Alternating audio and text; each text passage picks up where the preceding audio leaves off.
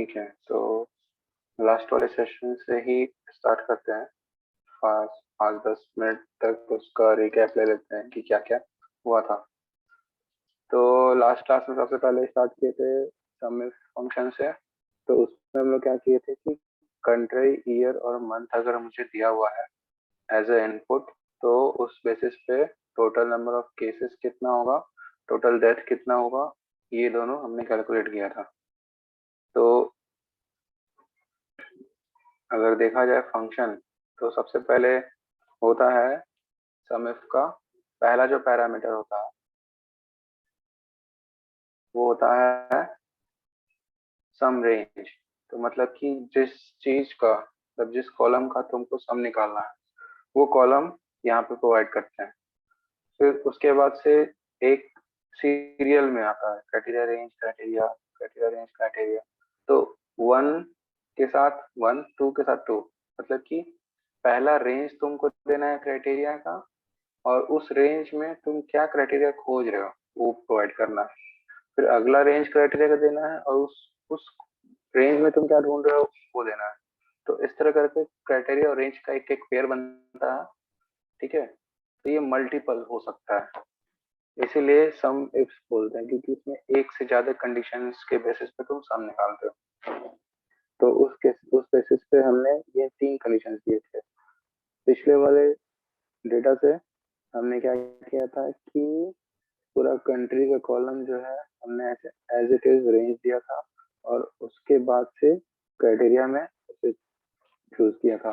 फिर ईयर में हमने क्या किया था, ईयर वाले कॉलम को पूरा रेंज लिया था और यहाँ पे इस ईयर को सेलेक्ट किया था। सिमिलरली मंथ में भी किया था। और जब टोटल केस हमारे पास आ गए थे, तो सिमिलरली हमने टोटल डेथ निकाला था। तो जो टोटल डेथ निकालने का जो हमने अल्टरनेटिव किया था इस फंक्शंस का, मतलब फंक्शन लिखने के बजाय हमने क्या किया था, इस फंक्शन का कॉपी कर दिया था और सिर्फ सम रेंज जो है वो चेंज कर दिया था। इसलिए क्योंकि क्राइटेरिया ऑल मीन्स सेम है इन दोनों केसेस के लिए। तो अब उसके बाद से अगला कंडीशन ये आया था कि जब हमने कंट्री, ईयर और मंथ किसी को प्रोवाइड करना पड़ेगा, तब जाके यहाँ पे डेथ और केसेस मिलेंगे। तो हो सकता है कि ह्यूमन एरर हो जाए और जो कंट्री का नेम है उसके स्पेलिंग्स में मिस्टेक हो जाए, या फिर कोई ऐसा ईयर यहाँ पे टाइप कर दे जो ईयर अभी अवेलेबल है ही नहीं डेटा में, तो यहाँ पे वैल्यू आएगी नहीं, पॉपुलेट नहीं होगी, जीरो आ जाता। तो उससे बचने के लिए हमने डेटा वैलिडेशन यूज किया। तो डेटा वैलिडेशन में हमने जो है यहाँ पे होम डेटा में जा करके यहाँ पे डेटा वैलिडेशन में हमने लिस्ट यूज किया। लिस्ट में हमने क्या किया, सोर्स दे दिया कंट्री का, फिर दे दिया ईयर का और मंथ का। तो यहाँ सोर्स देने से पहले हमने क्या किया था कि इन तीनों का हमने यूनिक निकाला था। पूरे कंट्रीज का यूनिक, ठीक है, फिर ईयर का यूनिक जितना था और मंथ का यूनिक जितना था। तो एज इट इज हमने ड्रॉप डाउन बनाया। अब उसके बाद क्या हुआ कि ड्रॉप डाउन जैसे जैसे हमने डेटा में कुछ भी चेंजेस किए, तो यहाँ पे वैल्यू उस हिसाब से चेंज हो रही थी।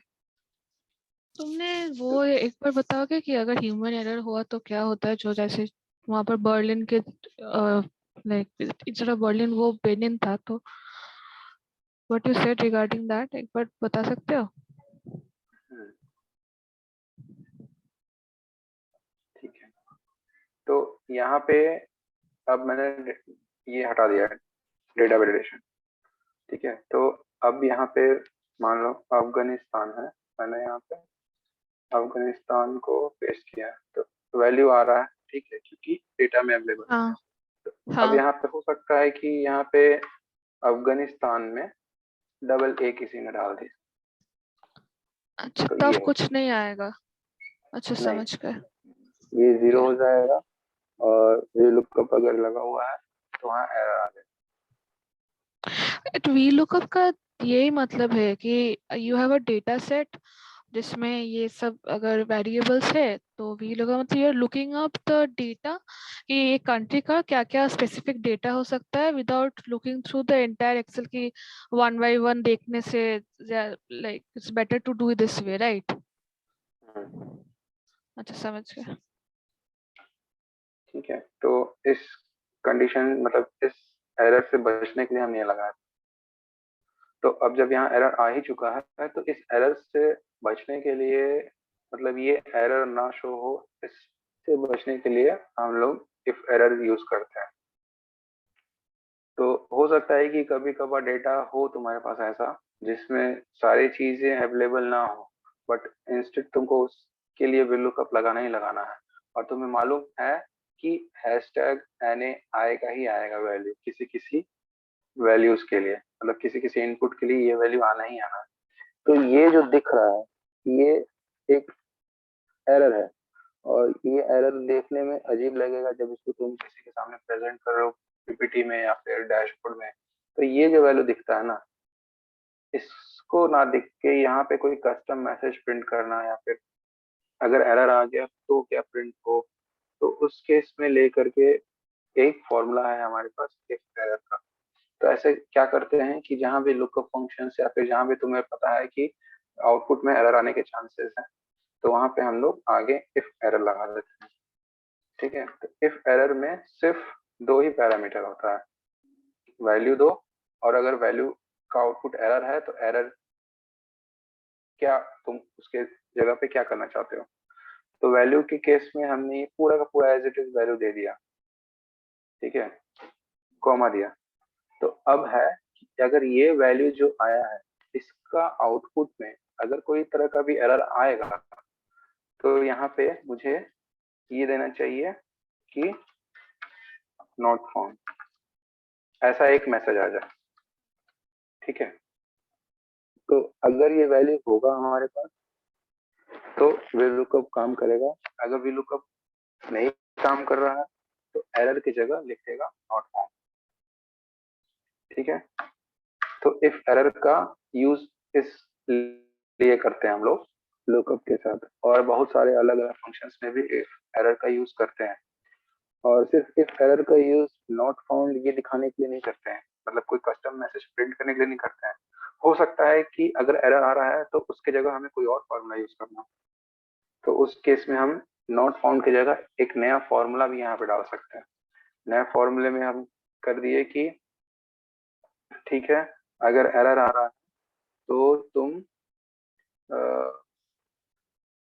फॉर्मूले में और क्या कर सकते हैं। ठीक है, ये सेम फॉर्मूला जो है लेते हैं, इस सेम फॉर्मूले को यहाँ पे कॉपी कर देते हैं, मतलब ये एग्जांपल दिखाने के लिए कि इफ एरर में अगर एरर आ रहा है तो फॉर्मूला कैसे अप्लाई करना है। तो देखो यहाँ यहाँ पे जो है हमने लुकअप वैल्यू जो है ये दिया हुआ है, तो अब यहाँ पे ये ना दे करके हम क्या करते हैं, ये जो अफगानिस्तान है ना, एज इट इज अफगानिस्तान लिख देते हैं। तो देखते हैं कि क्या होता है। AFGANISTAN, ठीक है। तो देखो इसमें जो हुआ है वो हम बताते हैं। पहले ये VLOOKUP को चेक किया है, इस VLOOKUP में इस वैल्यू के लिए कोई भी आउटपुट नहीं था, तो एरर आया। तो जब एरर आया तो ये अब इस ब्लॉक से निकल के इस ब्लॉक में आ गया, और इस ब्लॉक में मैंने हार्ड कोडेड किया हुआ है अफगानिस्तान का जो स्पेलिंग है उसको मैंने करेक्टली यहाँ पे स्पेसिफाई किया है। तो ये वापस से VLOOKUP यूज किया और इस वाले वैल्यू के साथ यहाँ पे वैल्यू लाकर प्रिंट कर दिया। देन तुमने एरर पहले वो जो लिखा है तो it doesn't need to be there ना, मतलब तुम तो नहीं किया। VLOOKUP से, हाँ अफगानिस्तान का स्पेलिंग अगर इनकरेक्ट फीड किया हुआ रहेगा तो पहले हाँ एरर होगा, अगर एरर आ रहा है तो वो चेक करेगा कि प्रॉपर स्पेलिंग किया है एंड फिर प्रॉपर स्पेलिंग के अकॉर्डिंगली डेटा दे देगा, ऐसा करेगा। अच्छा, लेकिन ही इनपुटेड द डेटा ना वहां पर आफ्टर जो दूसरा वाला जो है VLOOKUP के बाद जो अफगानिस्तान का तुमने तो लाइक राइट स्पेलिंग का वैल्यू दिया, तो देन इसका यूज का मतलब एरर यूज का मतलब क्या है, मतलब लाइक तुम तो प्लेन बेसिक VLOOKUP फंक्शंस। इसका यूज का मतलब नहीं, इसका फंक्शन का मतलब ये नहीं था कि एक राइट होगा एक करेक्ट होगा। इस फंक्शन को यूज करके दो VLOOKUP लगा के ये मैंने हाँ बताया है कि इस इफ एरर में अगर एक फॉर्मूला काम नहीं कर रहा है तो ओ तुम अच्छा अच्छा, दूसरा समझ गए। फॉर्मूला कुछ लगा सकते हो। हाँ हाँ हाँ, तो अभी समझ मेरे गए। पास और कोई फॉर्मूला नहीं था लगाने के लिए, तो मैंने अच्छा सेम ही VLOOKUP को करेक्ट के साथ लगाया, ये दिखाने के लिए कि अब यहाँ अच्छा। पे एरर नहीं आएगा, हाँ जबकि हाँ मैंने यहाँ पे स्पेलिंग गलत लिखा है फिर भी। हाँ। अच्छा, you can club the two formulas, तो अच्छा वो नहीं जानते थे, ठीक है ठीक है। हाँ हाँ,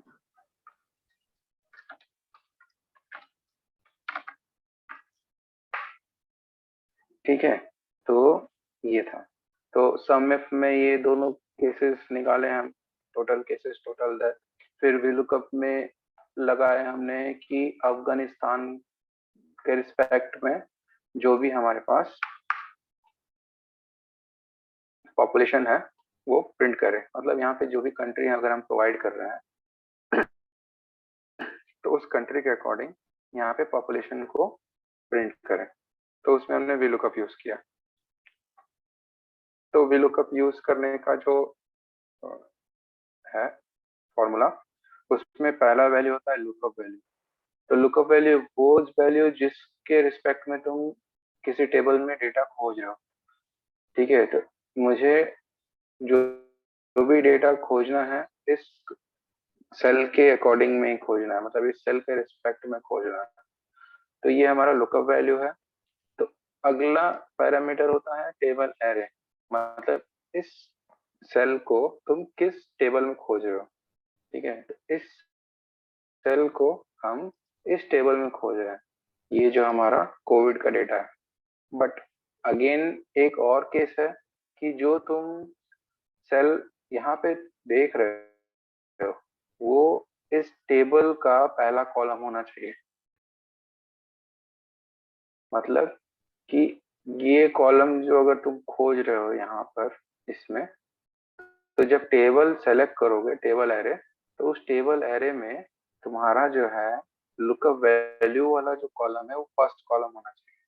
तो इसलिए हमने क्या किया था कि जो कॉलम है हमारा टेबल एरे वो एच से के है, देखो एच से लेकर के के तक, क्योंकि हमें कॉलम लुकअप कॉलम से स्टार्ट करके और पॉपुलेशन चाहिए था, ठीक। ये भी हो गया। अब अगला पैरामीटर है column index number. Column index मतलब कि तुम्हें जिस कॉलम से वैल्यू प्रिंट करानी वो कॉलम का नंबर। तो वो कॉलम का नंबर होगा, पहला कॉलम ये क्योंकि तुम्हारा कंट्रीज का कॉलम पहला था, दूसरा कॉलम, तीसरा कॉलम, चौथा कॉलम।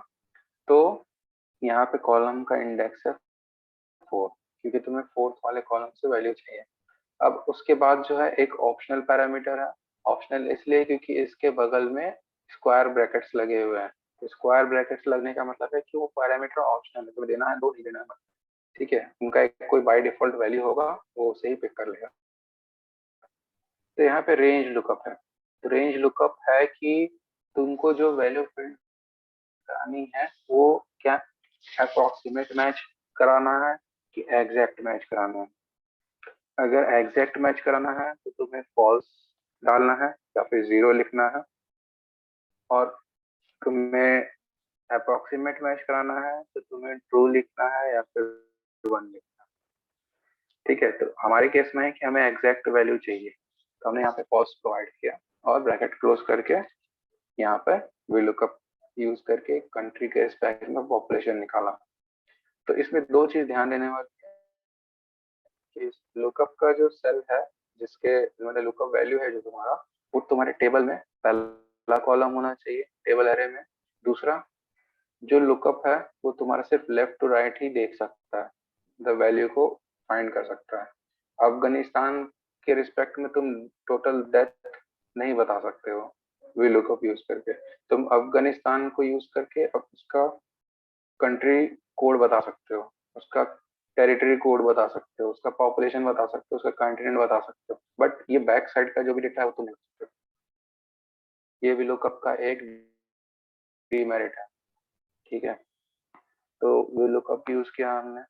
उसके बाद से हमने यूज किया था, हाँ, उसके बाद से हम इस शीट में आए थे और हमने क्या किया था, एंड और देखा था कैसे यूज करते हैं।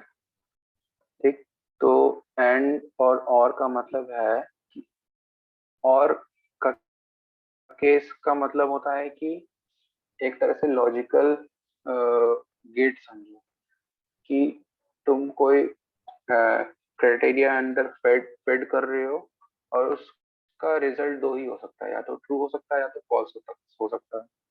तो और के केस में क्या होता है कि तुम जितना भी और के ब्रैकेट के अंदर तुम जितना भी कंडीशंस डाल रहे हो, उन कंडीशंस में से कोई एक भी ट्रू होता है तो और का जो फाइनल आउटपुट रहता है वो ट्रू होगा। ठीक है, एंड के केस में क्या होता है कि तुम जितने भी कंडीशंस पास कर रहे हो एंड ब्रैकेट के अंदर, वो सारे के सारे जब तक ट्रू नहीं होंगे तो फाइनल आउटपुट ट्रू नहीं होगा। ठीक है, अब यहाँ पे हमने देखा था ये लगा कर कि और में हमने दो कंडीशन दिया, या तो O17 2 से बड़ा है या तो P17 9 से बड़ा है। तो O17 और P17 इन दोनों में से देखो, एक 2 से बड़ा है बट दूसरा 9 से बड़ा नहीं है, बट ये आउटपुट फाइनल फिर भी ट्रू है किसी इनमें से एक सेटिस्फाई कर रहा है। सिमिलर केस हमने यहाँ भी लगाया था, बट और की जगह एंड यूज कर लिया। तो एंड यूज करने का मतलब ये था कि अब दोनों ही कंडीशन जब तक सेटिस्फाई नहीं होगा तब तक एंड का जो फाइनल आउटपुट है वो ट्रू नहीं होगा। तो देखो O18 2 से बड़ा है, हाँ ट्रू है। P18 जो है 9 से बड़ा है, नहीं है, फॉल्स है। तो ट्रू और फॉल्स दोनों मिलके एंड का जो फाइनल आउटपुट हुआ वो उसको फॉल्स कर दिया। तो सिमिलर केस को यूज करते एंड और को यूज करते हमने एक नया कॉलम यहाँ बताया जिसमें हमने बताया कि टोटल नंबर ऑफ केसेस के रिस्पेक्ट में उस दिन को हम क्या उस कंट्री के लिए सीवियर बोलेंगे या नहीं। तो वो सीवियर का जो क्लास हमने डिफाइन किया था वो 1 to 5 के स्केल पे किया था, और वो 1 to 5 हमने कैसे डिसाइड किया था, हमने केस का मिनिमम वैल्यू लिया था, हमने केस का मैक्सिमम वैल्यू लिया था, उन दोनों का डिफरेंस निकाल के हमने 5 से डिवाइड कर दिया था और उसको 5 ग्रुप में बांट दिया। यहाँ तक क्लियर है? मतलब यहाँ तक समझ में आ गया है जो लास्ट किया था हम लोग? हाँ हाँ ठीक है, 5 ग्रुप में बांट दिए थे। तो अब जो है हमें यहाँ पे इफ कंडीशंस लगा करके ये सारे वैल्यूज को यूज करना था मल्टीपल मल्टीपल कंडीशंस के लिए, मतलब कि एंड लगा करके। क्यों एंड लगाना था, क्यों और नहीं लगाना था? क्योंकि हमें ये देखना था कि ये जो वैल्यू है, ये वाली 255 है, वो देखना था कि 0 से बड़ी होनी चाहिए और इस वाले वैल्यू से कम होनी चाहिए। ठीक है, मतलब कि ये भी सेटिस्फाई करना चाहिए, ये भी सेटिस्फाई करना चाहिए। जब ये दोनों सेटिस्फाई करेगा तभी हमको 1 प्रिंट कराना है। मतलब कि दो कंडीशंस हम पास कर रहे हैं, दोनों कंडीशंस ट्रू होने ही चाहिए, तो इसीलिए हमने एंड लगाया। और लगाते तो अगर एक भी कंडीशन पास हो जाता तो ये ट्रू दे देता। ठीक है, तो समझ हमने गए इसलिए एंड लगाया। समझ गए। हम्म, तो अब इफ का जो होता है लगाने का जो फॉर्मेट है वो एक है, इफ ब्रैकेट ओपन होता है फिर हम उसमें कुछ लॉजिकल टेस्ट देते हैं, मतलब पैरामीटर्स पास करते हैं जिसको वो ट्रू या फॉल्स वो देखता है, उसको मतलब इंटरनली कैलकुलेट करता है या फिर इंटरनली उसको उस एक्सप्रेशंस को सॉल्व करता है और फिर फाइनल आउटपुट इंटरनली ट्रू या फॉल्स जनरेट करता है। तो अगर वो ट्रू होता है तो यहाँ पे वैल्यू इफ ट्रू है, यहाँ पे जो तुमने दिया है उसको कैलकुलेट करेगा। अगर वो वैल्यू जो यहाँ पे लॉजिकल टेस्ट दिया फॉल्स होता है वो इस वाले पैरामीटर में जाएगा। तो सेम इसी को यूज किया हमने। तो देखो पहला हमने केस दिया एंड अगर 0 से बड़ा है या फिर 9705 से छोटा है, अगर ये है तो सीवीआरटी लेवल 1 दे देना। अगर ये नहीं है तो हमें फॉल्स की जगह में हमने कोई वैल्यू नहीं प्रिंट करनी है, हमको फिर दूसरा इफ खोलना है उसके अंदर ब्रैकेट, और उसमें हमको दूसरा कंडीशन चेक करना है कि क्या ये 9705 से बड़ा है या फिर उसके बराबर है, या फिर 19,411 से छोटा है। अगर ये ट्रू है तो 2 पास कर देना, अगर नहीं है तो फिर अगले इफ के अंदर चले जाना। तो इस तरह करते करते हमने टोटल 1 2 3 4 इफ लिखे थे। 4 इफ इसलिए लिखे थे क्योंकि फिफ्थ वाले केस में जब ये चारों केस में कुछ ना केस होगा तो एल्स का केस में हमारा फिफ्थ वाला ही आना है। तो इसीलिए हमने लास्ट इफ ना लिख करके फॉल्स की जगह पे सीधे 5 लगा दिया कि अगर वो 1 नहीं है, वो 2 नहीं है, वो 3 नहीं है, 4 नहीं है, तो दैट मीन्स वो 5 ही है, क्योंकि इस पूरे डेटा सेट को हमने 5 ही ग्रुप में डिवाइड किया था तो चारों और ये करेक्ट। चारों ग्रुप नहीं है तो बाय डिफॉल्ट वो फिक्स है ही है। तो यहाँ तक हमने लास्ट वाले सेशन में किया था। अब वापस से लिंक ज्वाइन कर लेना, 10 वो एंड हो जाएगा मीटिंग कुछ देर में, 3 मिनट के अंदर ठीक अंदर। है ठीक है। करते हैं। हाँ